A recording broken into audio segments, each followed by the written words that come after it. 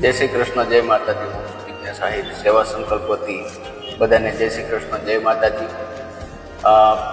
આજના દિવસે અમે 25 નિરાધાર અને લોકોને જમાડીશું. જેઓ મહેનત નથી કરી શકતા, વૃદ્ધ છે, કોઈ બીમાર છે, એવા વ્યક્તિઓને અમે 25 લોકોને આજે ગુજરાતી થાળી, શાક, રોટલી, સંભારો, દાળ ભાત, છાશ અને પાણીની બોટલ આ રીતના જમાડીશું. અને અમે આ જે સેવાનું કાર્યનો અમે પ્રારંભ કર્યો છે એમાં સતત કાર્યરત રહેશું. તો આપનો સપોર્ટ જ અમને મોટિવેટ કરશે.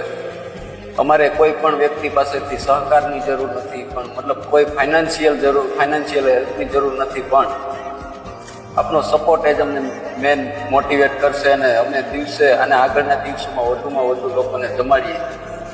હાલમાં અમે શરૂઆતમાં લોકોને આગળના દિવસોમાં જ્યારથી આ સેવા કાર્યનો પ્રારંભ કર્યો ત્યારથી ફ્રૂટ અને પુલાવ અમે જમાડતા હતા. ત્યારબાદ હવે આજના દિવસથી લઈને હવે ગુજરાતી થાળી વ્યવસ્થિત રીતે જે કોઈ બી જરૂરિયાતમંદ વ્યક્તિ છે એમને જમાડીશું. અને આ સેવાકીય પ્રવૃત્તિમાં અમે આગળ વધીએ એવા આપ સૌ કોઈ પાસેથી આશીર્વાદ માંગીએ છીએ. જય શ્રી કૃષ્ણ, જય માતાજી.